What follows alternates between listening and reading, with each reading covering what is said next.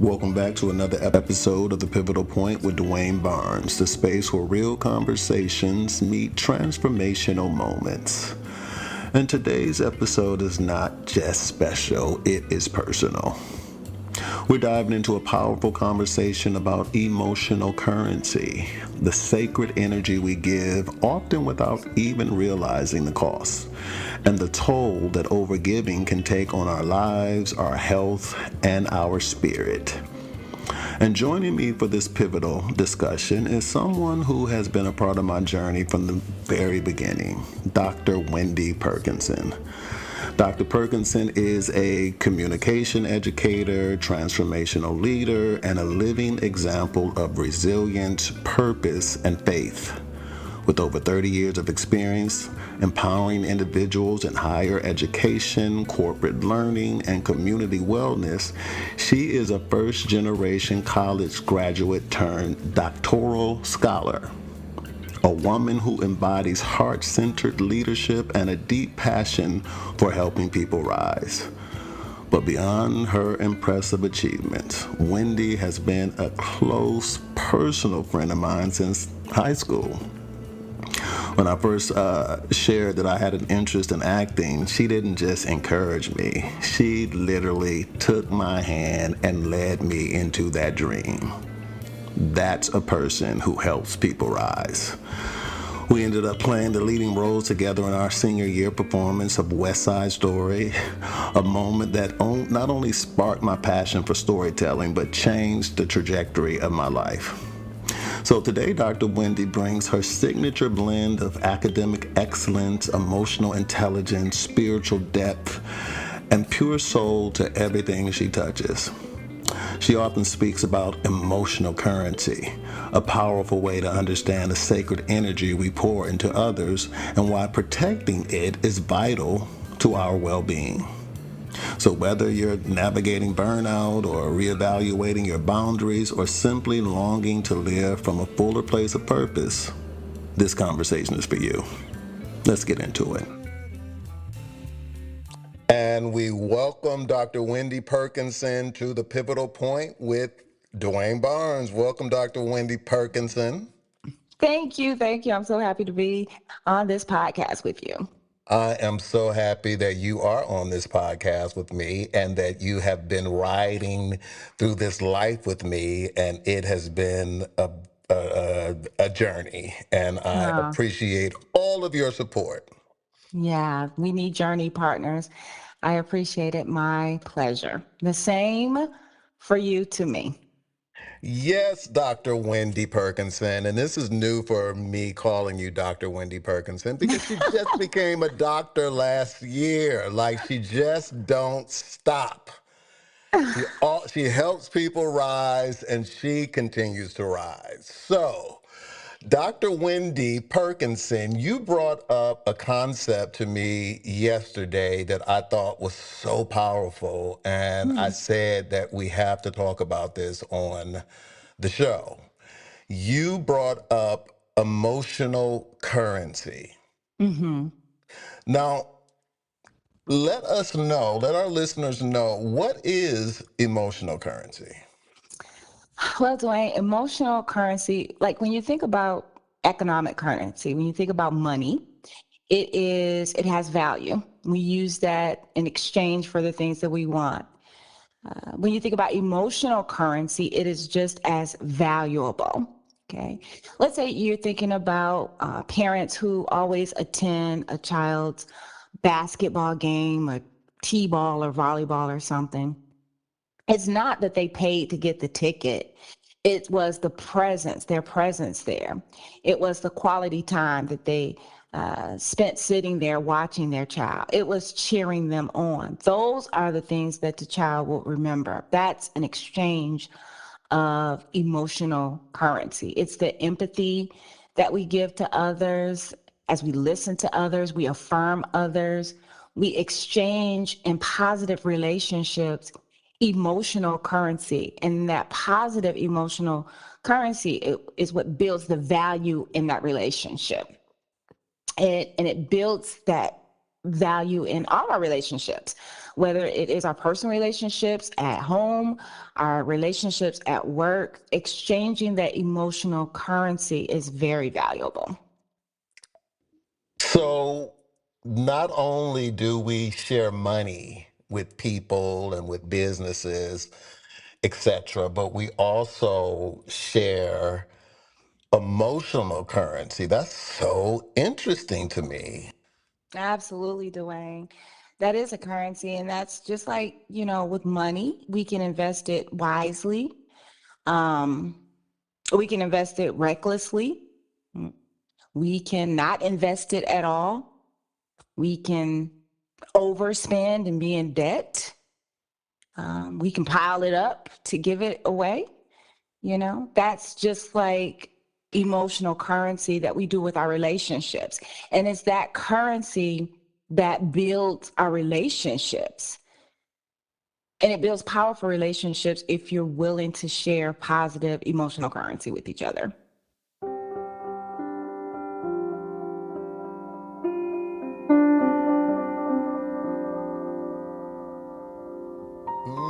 So, what are some of the hidden costs of overgiving that people don't even realize until it's too late? Because, sometimes, like for me, I would give, give, give. I was just spending my emotions to everything and Mm, everybody, and I didn't know, that I was spending all that money, all that emotional yeah. currency. And so how Yeah. can someone know when they're overspending?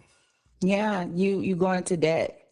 But the thing is that you go into debt with yourself. Even if you overspent your own personal bank account and you went into debt and you spent your own personal money on other people, if we're looking at this using the analogy of money, Hmm. yeah, it's still your responsibility to take care of that debt because really it's the debt that you've given to yourself. So emotionally, if you overgive, meaning if you are a people pleaser or if you are a person that always is giving to the relationship emotionally, but that other person isn't giving anything else to the relationship. It's one sided. If you're a person that, just does too much with it, then you can certainly put yourself in a situation where it's not beneficial for you. Moderation is key in everything. Moderation is also key in the emotional currency that we share. And I think the best relationships are relationships we can give to each other, no matter what the relationship is, where there's some investment on both parties in the relationship. So I guess if I'm feeling overwhelmed, if I'm feeling stressed, if I'm feeling irritated when I am interacting with someone or something, that could that be a sign that I am overspending? Definitely, that could be a sign that you're in debt to yourself because you're losing your peace. Because when you begin to lose your peace, you get frustrated, you get upset, you get discombobulated, you get distracted, right? And we can say those words like frustration, distraction, upset. You could begin feeling resentment towards the other person. But all of those are really like cuss words. Those are really bad words. We can say them so flippantly, but we weren't created to be in a state of constant unrest, being in a state where we are just not at peace, being irritated, being upset, being distracted, being angry, having unforgiveness. All that puts our peace in debt. It puts us in a state of distress. And it could put us in a state of disease because when you break down disease, it really is dis-ease. And we don't want to get to that place.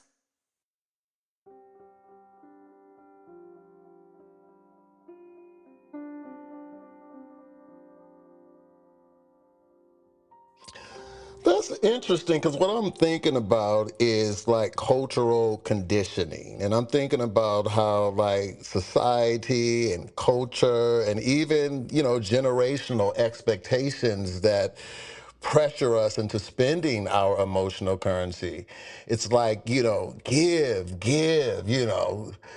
help. And, if you do this for this person, it's going to come back to you. And you give this, it's going to come, you know what I'm saying? So how does a person get to a place where,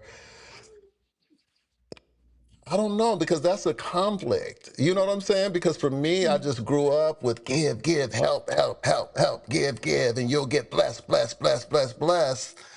And then I found my emotional currency bank account. What do you call it? What did you say? I was bankrupt, Mm, mm, but it was yeah. all for a good societal, good spiritual purpose. So how do we delineate and learn how to take care of ourselves by also supporting and giving? Yeah, I definitely appreciate the question, because it can be conflictual when you give, and you don't sense that you're getting anything back. I have a kind of a Christian worldview, so I do believe, in the practices of Christianity that, you reap what you sow. Whether it's good or bad, whatever you put out, you're going to get that back. There are other religions that believe that as well. And I do believe that if you give, it shall be given unto you. Um, but giving from a place of love and giving from a place of peace is important. It depends on your motives on why you're giving. Let's talk about people pleasing. If you're a people pleaser, then you're always giving, but the motive could be I'm giving because this puts me in a position where I am needed by other people. So even in people pleasing, it might not be the most authentic place of where you're giving. It's because there's a need that is lacking that you want so desperately, for other people to fulfill. And so, in order to get that, I need to be needed. And in order to be needed, I need to please people. So, that's just one example. When you talk about generational kind of systematic views of emotional currency, of what you should give out, I mean, you could come from a family, it depends on your family you come from, maybe your culture.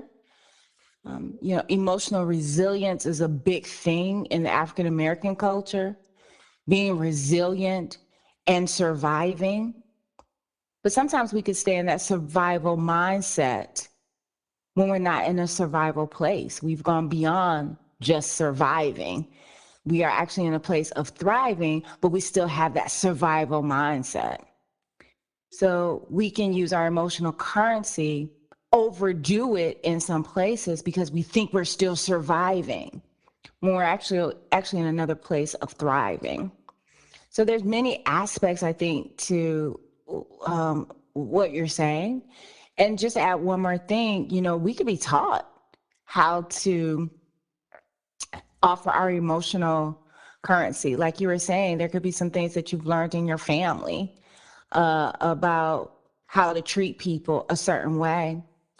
And it might be wrong.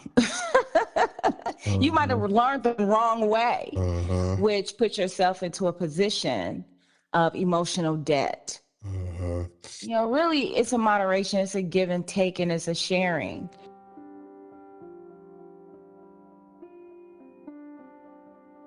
So that's powerful. I think what you just said really helped me. And of course, I knew this, but I do feel like, I think about my grandmother. Like she was rich in emotion.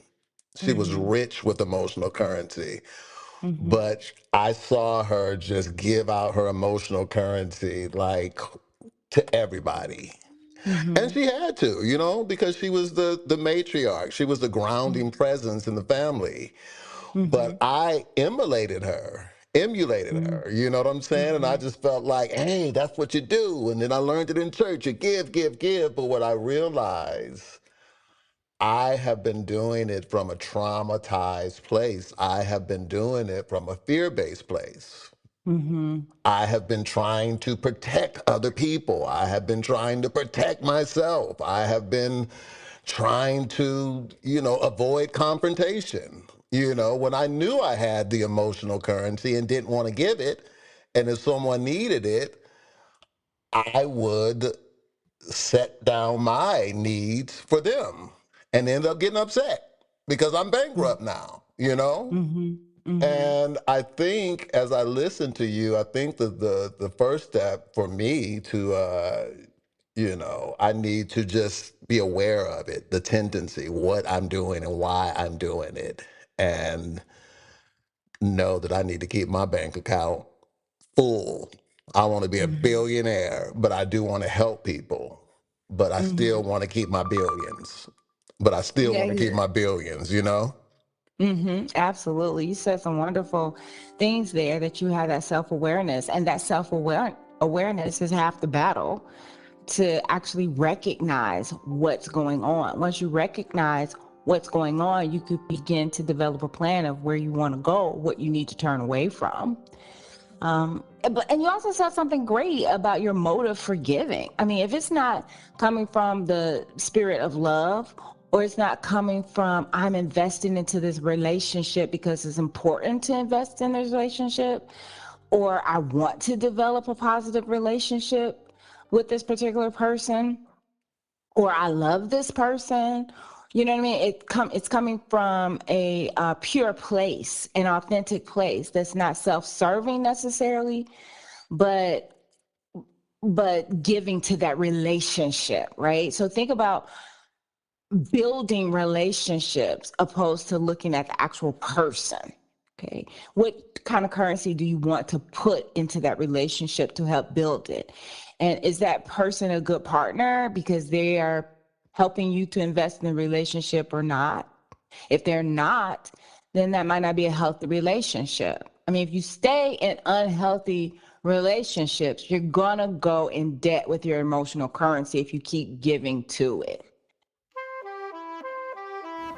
This episode is brought to you by the Courage to Be Freedom Coaching.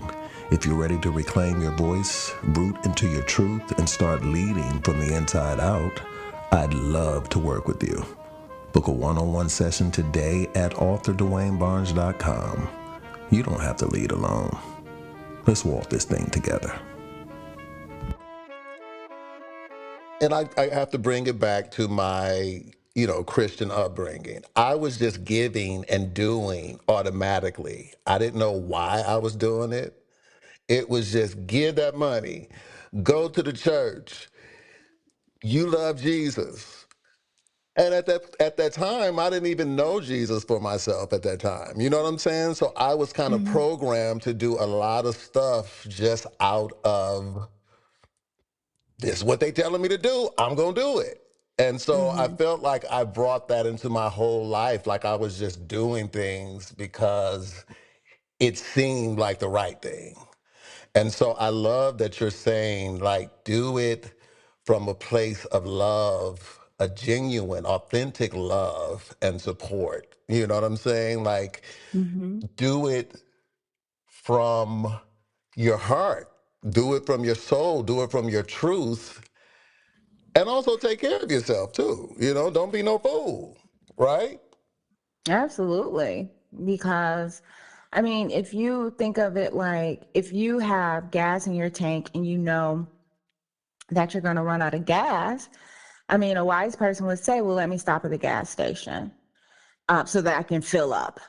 Um, my mother-in-law, she would consider her tank at half empty was empty to her. Okay. So if she got to the halfway mark on her fuel tank, she needed to get to the gas station to get it back up to full. Her thing was it's always at full. That was very different from me, right? I wouldn't stop at the gas station until the light comes on to eat. I'm just riding. And I used to do that in my own life too. just ride until the gas runs out. I wouldn't let the gas run out. Well, sometimes maybe, but I wouldn't let the gas run out. But it definitely had to be on E, or you got 25 miles more, right? But then there's people who've learned how to say, you know what, at that halfway mark, I'm going to refill. So when you think about emotional currency, we're having a good time. I'm building this relationship, or I have great relationships, or I have healthy relationships, and we're engaging with each other, and it's all good and everything. But you can get to a place where maybe you've gone too far, too long without refilling yourself, without recognizing, oh, this is the halfway point. I need to steal away and refill myself, not just for me, but before my relationships. I'm thinking about moms who kind of live that lifestyle a lot of times. Like you were talking about with your grandmother. You are everything to everybody all the time. And it's beyond people pleasing. It's like you have sacrificed your entire life for other people. And it's important, especially when your children are young, because they're young and they need that guidance, they need that help, and they need that protection. But that can spill over into, adult children, or it can spill way over into your life in different ways where you're still overdoing it and you're not even in that overdoing place anymore. You're in a place where you can thrive. You're in a place where you can share. You're in a place where you don't have to go as far as you did, but you get so used to doing that you think you always have to live that way. But recognizing, like you said, having that self-awareness, like, wait a minute, I need to refill for myself so that I have more to give. Thinking about my mother-in-law, recognizing your halfway point could be helpful. Mm-hmm. So that's kind of like how boundaries basically and how boundaries play a role in protecting our emotional bank accounts. And Mm-hmm. so what's a simple way that someone can start setting some boundaries today around their emotional bank accounts? Yeah, there's so many books and resources and trainings and workshops on boundaries. And again, from a Christian worldview, when I think about Jesus, I have always struck at the boundaries that he set for himself, right? He could be in the middle of healing all these people, and he could do it, or feeding, 4,000 people, and he could do it through the power of God. And but he would withdraw himself. He would steal away to refill. He would go away to rest. He wouldn't say yes all the time. Sometimes he'd say no. We're going this way. I'm doing this. He was very methodical and very strategic and very focused on bringing that not just emotional currency, but that spiritual currency to humanity. But sometimes what we don't realize is that he created boundaries for himself when he had to get away from the disciples and all the people following him around, wanting healing and wanting what they wanted. Like, hold up. I need a moment to get back with my Father. I need a moment to get back with God. He showed us, you know, how to use boundaries. And he was Jesus, you Mm. know? So although we can go back to this whole concept, give and give and give, or we may have learned give and give and give, and giving is good in itself to me. It's a neutral place to me that you can choose to do it or choose not to. But not just that, creating those boundaries, that's a spiritual practice. If you want to imitate what God did, he created those Wow. boundaries. You know what? That is perfect because Jesus was sold out to God.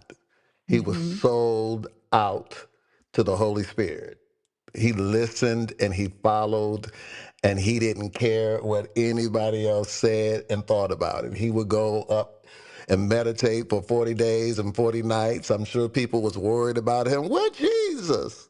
Where he at? Mhm, He didn't care. You know what I'm trying to say? mhm, When he would heal people, he would say, "Don't even go tell nobody."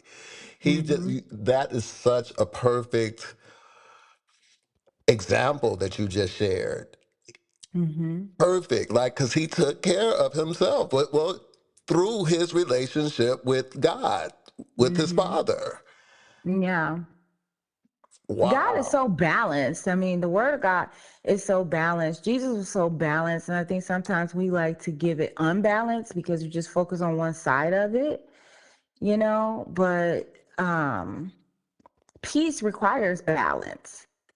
And, when Jesus left this earth and went away, he said he's leaving us, those who follow that practice, he's leaving us peace, you know and peace can't come from other people and other things. It has to come, it's a spiritual thing. It's a spiritual practice, practicing peace.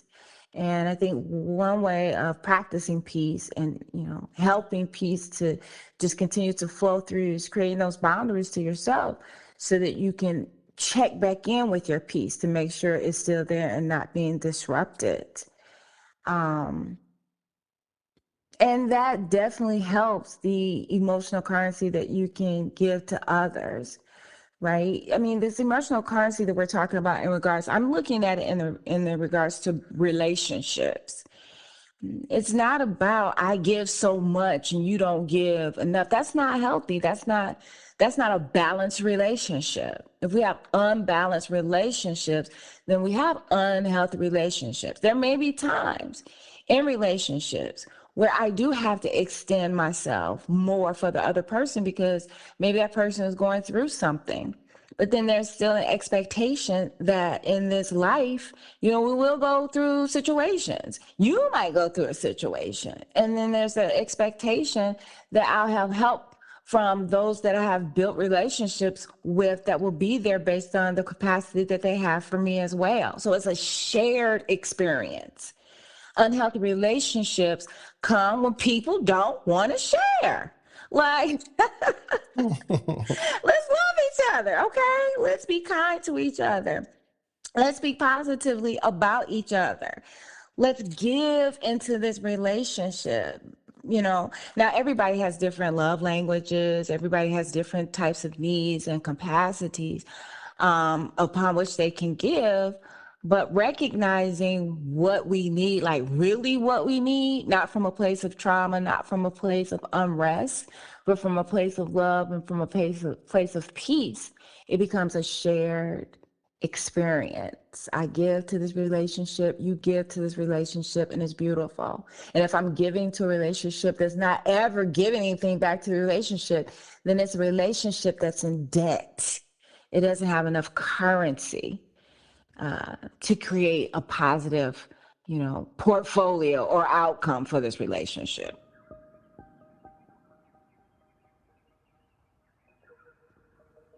So, Dr. Wendy, and you know this about me, I've been challenged through my trauma that I had a tendency of giving to get love, giving to get support, giving to, and then once I didn't get, I would throw a victim tantrum. I would get angry at the person. I would cut the person off. I would not want to deal with them because it's like you broke the contract. I'm giving. You're supposed to be giving. You know what I'm trying to say? And it has been a painful place in my life. Mm-hmm. So if someone else is dealing with that, is the answer finding other people who have similar emotional currencies that they have so that it's equal? Because it's not like if I'm giving money, you don't necessarily have to give money back, but I still want something back. I want an exchange, and I want to feel loved and seen just as much as I'm giving you love and seeing you. Any thoughts about this conversation that could help our listeners and myself? Well, I'm thinking about, again, emotional currency, like you said, it doesn't have to show back up like you gave it. If I gave you $20, I expect you to give me $20 when I need $20, although that could be true. Mm-hmm. But, it's like emotional currency, again, it's like the example we talked about earlier. It could be for somebody being present for them at an event. There's a big event happening, and I want the people that love me, that support me, to be present for me. And because you're present for me, that gives me you value. That shows that you support me. And because you support me, now that gives me a sense of value in this relationship. When we talked about, the kid, that the parent that always shows up to the kid's game. um, it could be in family rituals that we do. You know what I mean? It could be just if you take the time to cook together in your large family or your small family or with your intimate partners. We're going to cook together because that's going to establish quality time. And the value of that currency is the quality time. Um, you know what I mean? It's those Mm-hmm. confirming messages that helps to encourage me when I Mm-hmm. need it.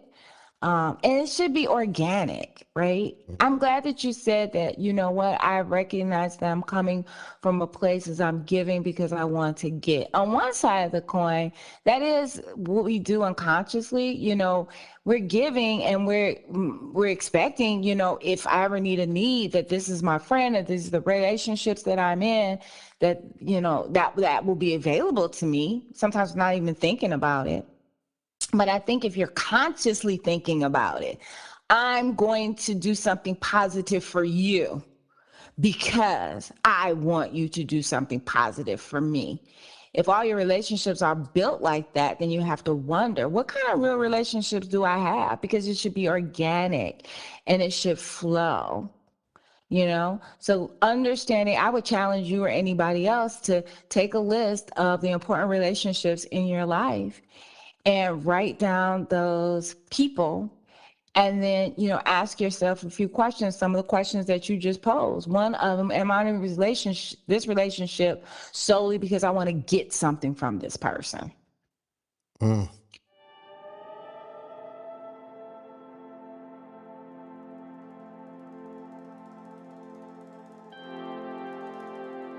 Well, Yeah. Dr. Wendy Perkinson, I just had a pivotal moment on the pivot. Okay. I just had a pivotal moment on the pivotal point with Dwayne Barnes, or a pivotal point, and the pivotal point or the pivotal moment, whichever one you Yeah. want to say. Those people were giving. Mm, They were giving. They were giving. I was just too traumatized to see it. mm, mm, They may not have had the money to give, but they gave time, they listened, they supported, and I couldn't see it at the time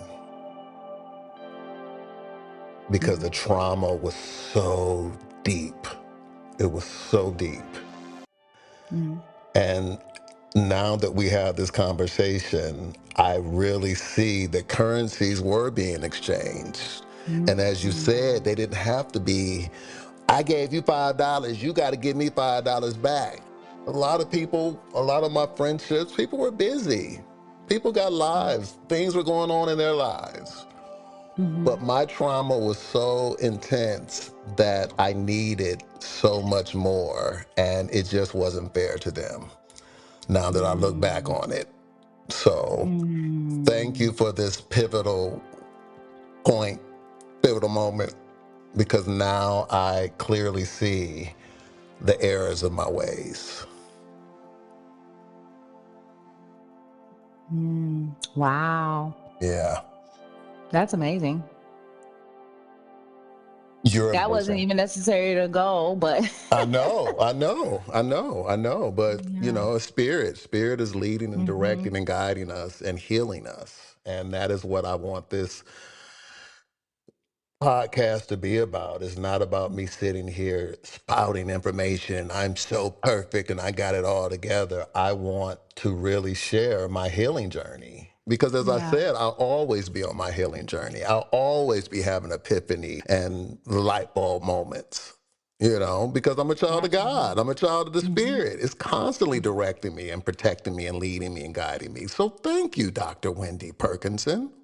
Thank It's my you. pleasure. It's my pleasure. And thank you. I've had a couple pivotal moments in this session myself.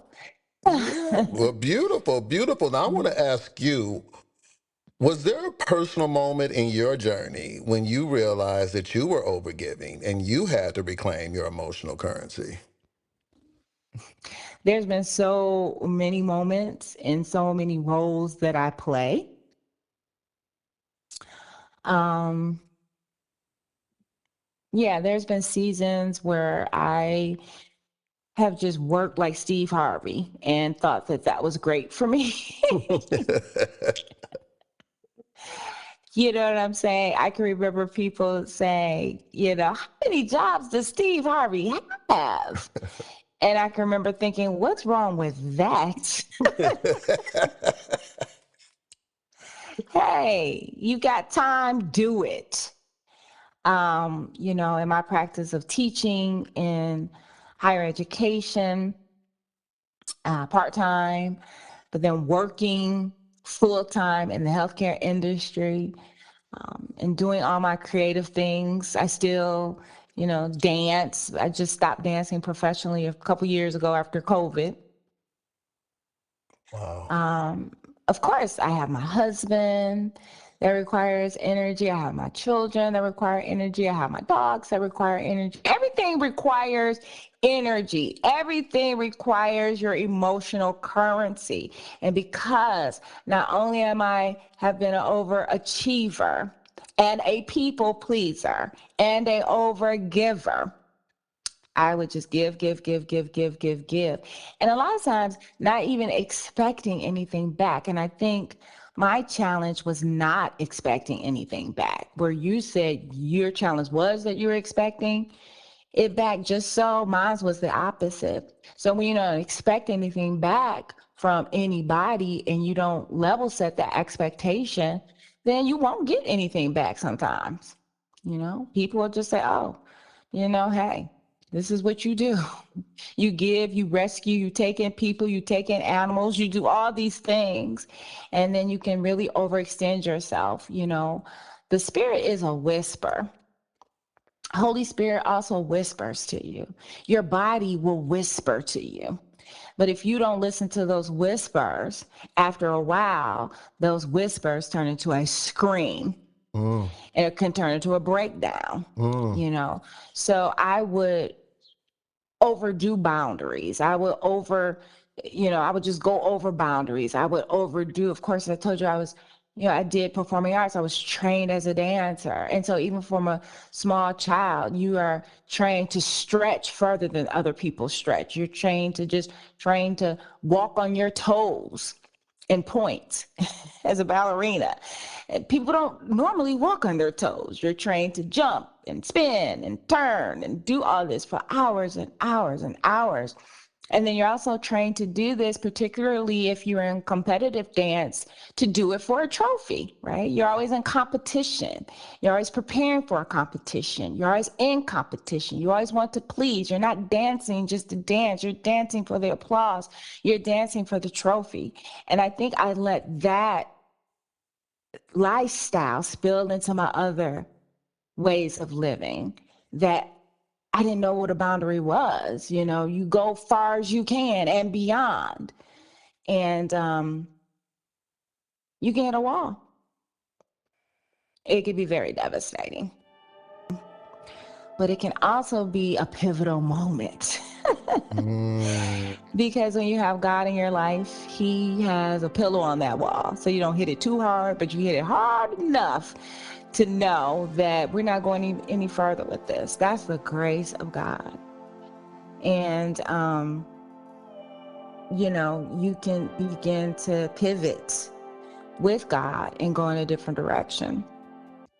And so, yes, when you go in a different direction, you begin to learn the boundaries that we talked about, that Jesus Himself used. You could begin to have more self-awareness that you have displayed about how you've developed yourself and the awarenesses that you have about your own self.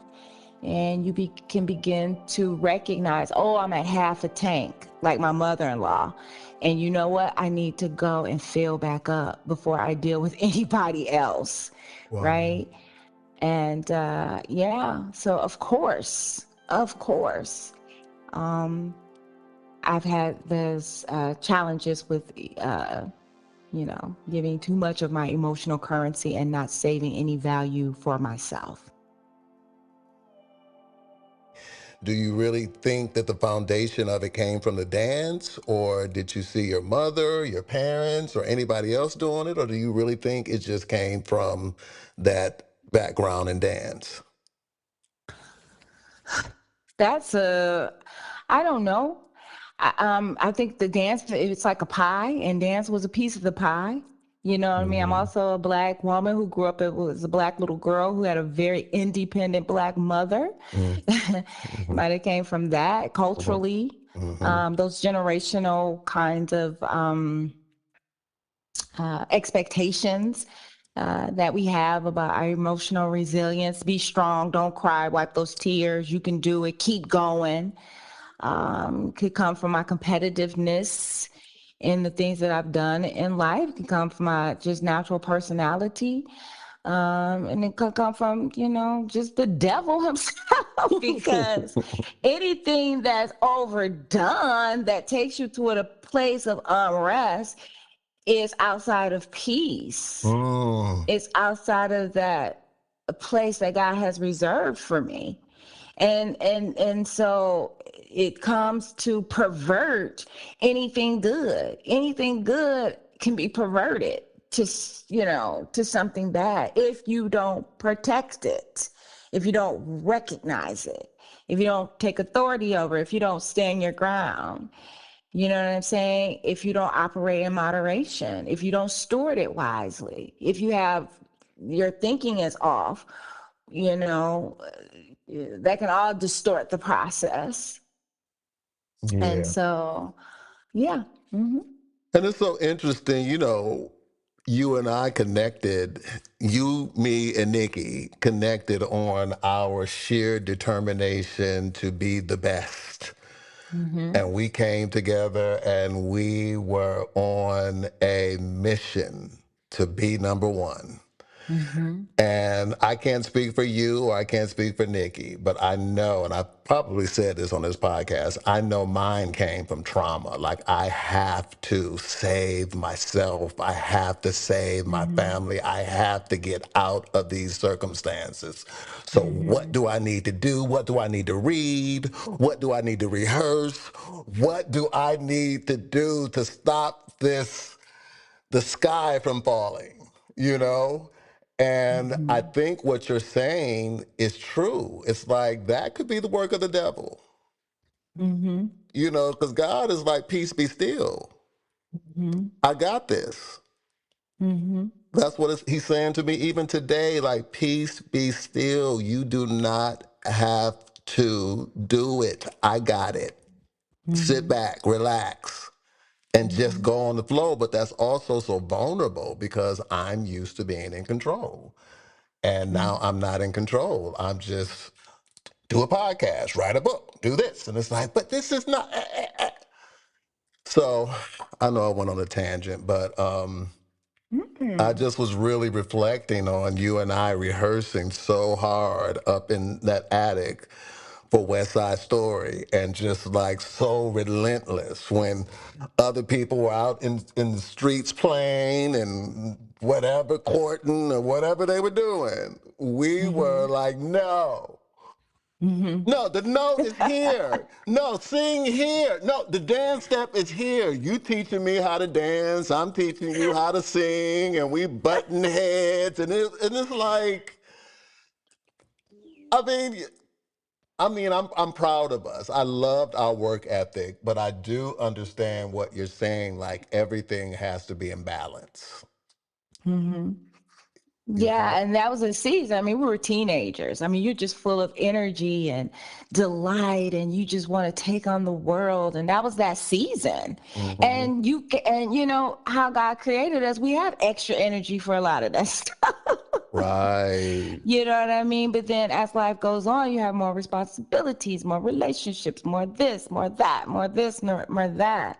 Um, I do think, and I see young parents doing it today, teaching their children to be more in balance, you know, to have more balance, you know, and I think that's great. Um, but yeah, I am proud of what we did. And hey, it's to me still, even as I'm having this conversation, there's nothing wrong with being number one. I strive for accomplishments. That's one of my value systems to be, to accomplish. Another one of my value systems, another one of my values is forward thinking. I always like to think forward.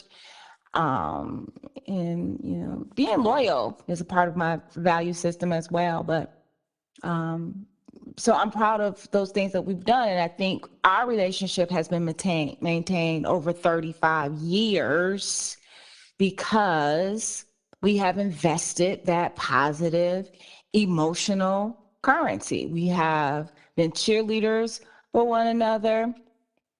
You know, we have helped one another. We have been creative, done creative things and plays and in the performing arts. You know what I mean? We have a positive mindset. We are both forward thinking. So birds of a feather do flock together, and so We that helps. we even spoke in tongues together. We even got saved together in We even college. went up to, the altar together. And that's right, was sealed our brother and sister relationship right there. We are really, you're really my brother in Christ. Yes, And yes, so, yeah. So we've been journey friends. yes, And I yes, think that we try to protect, you know what I'm saying? I think that we do try to protect our emotional currency. I think we have, even from childhood, we learned each other's sensitivities. You know what I'm saying? And we protect that. yeah. Yeah. It's been a blessing, a blessing, a blessing to ride this Hmm. journey of life with you. That is so, so, so, so, so true. So true.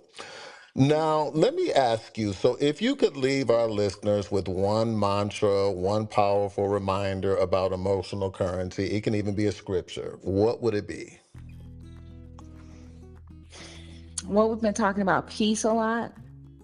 Um, and you think about the word masterpiece, but not the P, not the master, then the PIECE, but PEACE. Be a masterpiece, be a master of your peace, a master of the peace that God has given you. Steward it well. Share your emotional currency with the people that you love and you know they love you on purpose. Do something with people on purpose to develop, more opportunity for quality time, uh, to support one another. You can do that on purpose, really. Practice it. Practice it as you're walking down the street. You see somebody, when you smile at that person, cha-ching, you've just given out some emotional currency to somebody else. But be a master at your piece that you don't hear cha-ching, cha-ching, cha-ching, cha-ching, cha-ching all day, that you're giving it out, that you don't have any coming back to you. So master your piece because you are a masterpiece. You are a masterpiece. And that is you, Dr. Wendy Perkinson. You are truly excellent. You are truly a woman of emotional intelligence and spiritual depth and just pure soul. And the beautiful thing about it, what you're giving on this conversation is what you give on every conversation with me. This is what you give in life. And I celebrate you. I really, really do. And I hope that you will find some time in your busy schedule to come back and have some other powerful, pivotal moment or pivotal point conversations with me and our listeners. No pressure, because I know you're mastering your piece. But thank you so much. And how can people reach you? I'm laughing because I knew you was gonna be like, I don't want nobody.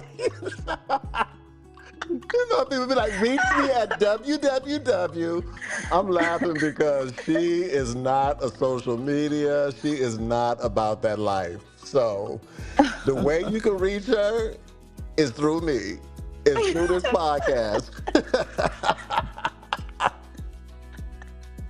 But anyway, thank you for joining me today, joining us today. And like I say, I hope you come back and have some more powerful conversations like this. If you ever come up with any concepts that you want to share, please let me know. And I would definitely love to have you on again. Anytime. Thank you so much. I have the biggest smile on my face right now because cha-ching, those words has just made me smile. I appreciate you. You are my brother. And everything you say about me goes right back to you. And you said some positive words. So thank you. Yes, equal currency mates, equal emotional Yes. currency mates. Find your equal emotional currency mate, and it will make your day, make your life. That's right. You're rich. We're rich. Not just in knowledge or gifts, but in emotional currency. And it's time you start spending it wisely. I want to thank my guest host today, Dr. Wendy Perkinson, who is just an amazing, uplifting, encouraging human being who has been a part of my life since high school. And I so appreciate her for taking the time to have this conversation with me. And hopefully I can get her to come on from time to time and chop it up with me just like we did today. Let this be the week you pause before giving out of habit. Honor your own emotional needs with sacred boundaries. If this episode spoke to your soul, do 3 things for me. Number 1, subscribe to The Pivotal Point with Dwayne Barnes. 2, leave a review. It helps this message reach more hearts. 3, share this with someone who gives deeply and deserves to be filled. This is The Pivotal Point with Dwayne Barnes. Until next time, keep your heart full, your spirit wise, and your currency sacred. Peace and purpose.